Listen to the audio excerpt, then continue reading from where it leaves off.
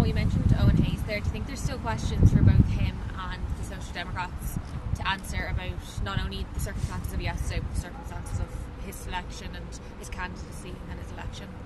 I think the question for the Social Democrats relates to what seems like, from the outside, a lack of curiosity about his past employment. Like I saw in the first article was published in the Mail, there was a SocDem source quoted as this, and this was referring to his employment in Palantir previously, as well as the shares, but it was kind of more focused on the employment at that stage.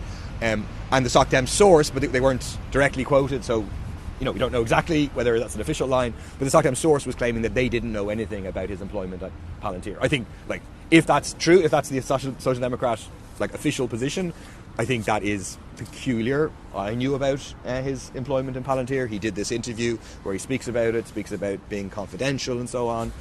So I think there's questions there for the Social Democrats.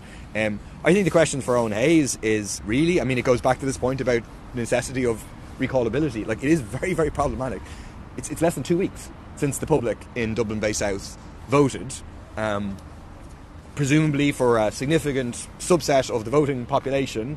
Palestine was an important issue. They wanted to vote for someone who was calling for sanctions on Israel, was supportive of the Palestinian people, and was not hypocritical on those things. And they thought by voting for Eoin Hayes they were voting for someone like that, and they weren't voting for someone like that. They were voting for someone who, on the one hand, was publicly calling for sanctions on Israel, and on the other hand, up until after his election to the council, owning shares in a company absolutely implicated in the genocide in Gaza and profiting from that.